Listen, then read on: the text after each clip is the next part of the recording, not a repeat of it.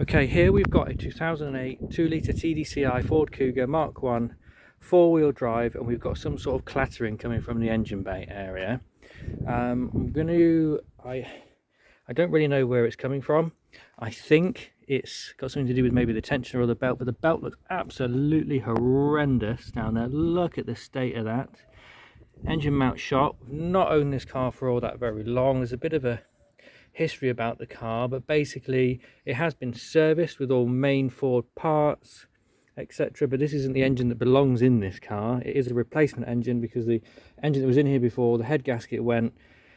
Big story. Someone put a new engine out of an 80,000 mile car in it, and went over budget. It was to do with a friend of this person, and it ended up being unviable. So I took it on knowing all this. It's been fine for the past 6 months, and all of a sudden we've got this clattering noise.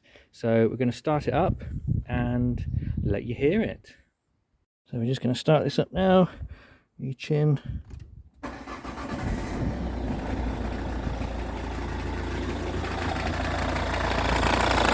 we go. You can hear that extra clattering.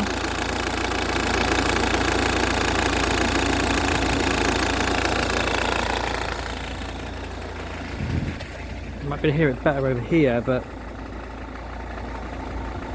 when you give it a little rev, it disappears.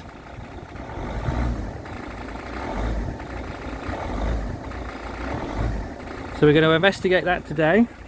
First thing we're going to do is take off this wheel so that we can take the inner liner off and get to where all this belt is. The first thing we're going to do is take the auxiliary belt off and then see if it still makes the noise without that on there.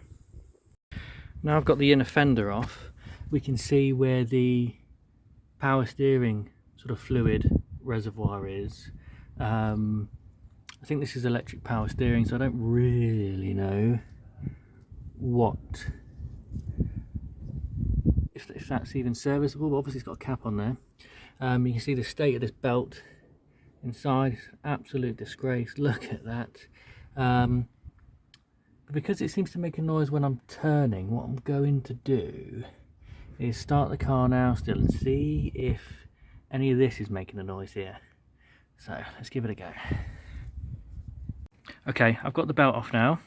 If anyone needs to know, on a Mark 1 Ford Kuga, I don't think they did these as the Ford Escape in America for the Mark 1, but basically the easiest way, because I couldn't do it from underneath still, even though I got this fender wing cover out.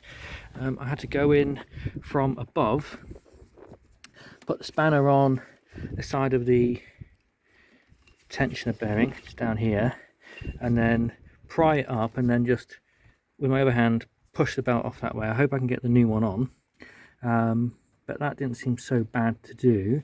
However, after feeling all these looks, and that alternator's okay, the tensioner, I gave it a quick spin and I got the belt off, and that's fine. So the only thing that's running off of this belt is the aircon compressor. Feels smooth as silk, man. And then, well, so we need to see if it actually is still making the noise or not, and then we'll go from there. So let's see, shall we? Right.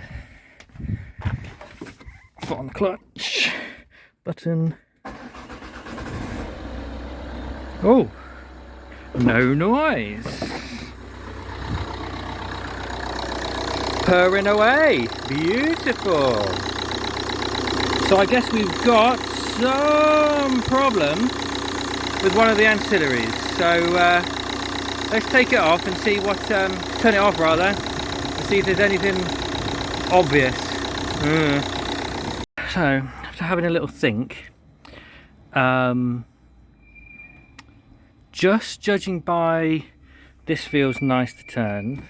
The alternator feels nice to turn. I don't think we've got any problems with the alternator. It charges up fine and all this sort of business, but that doesn't mean the one-way bearing or whatever hasn't gone wrong. So it could be the sound of the tensioner doing this and clacking away, and then as you rev, it gets stuck in one position. Or it could be this, which is a crank pulley, but they have a dampener in them to basically stop the jolts of the engine and the initial torque and all that damaging the ancillaries, I believe.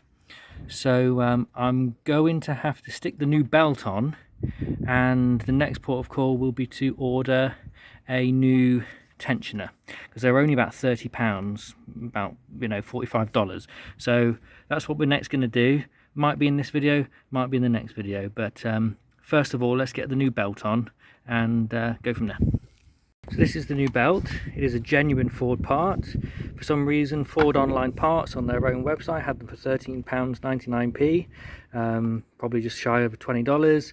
The dealer, main local dealer, wanted £35, and if they wanted to ship it to me plus delivery, about 40 quid. But Ford had it on their own main online shop, £13.99. Bizarre. So let's get it out and see if it's the right one. I hope it is, but let's have a look. Got the new one out, and definitely the right width. Got the same amount of V-grooves, which is really cool. However, this old one is a tiny bit longer, which must be due to the old one being stretched. I mean, fingers crossed that might be our problem. But just to show you, as well as it possibly being stretched, that is the state of the belt. So I don't think it was going to be lasting too much longer. So now I've got to struggle and try and get this one on, especially if it's shorter. Dear me. This one looks a lot nicer made though. A lot nicer made compared to the other one. The other one isn't a factory genuine one, I don't believe.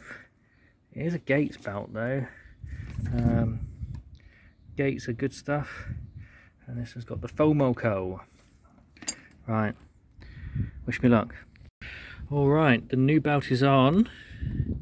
That took a long time because I'm not very strong.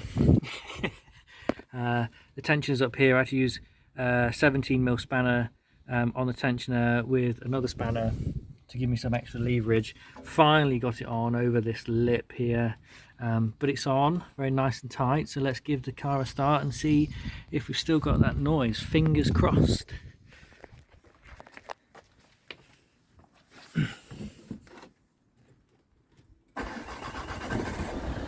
Oh, whoa, no noise.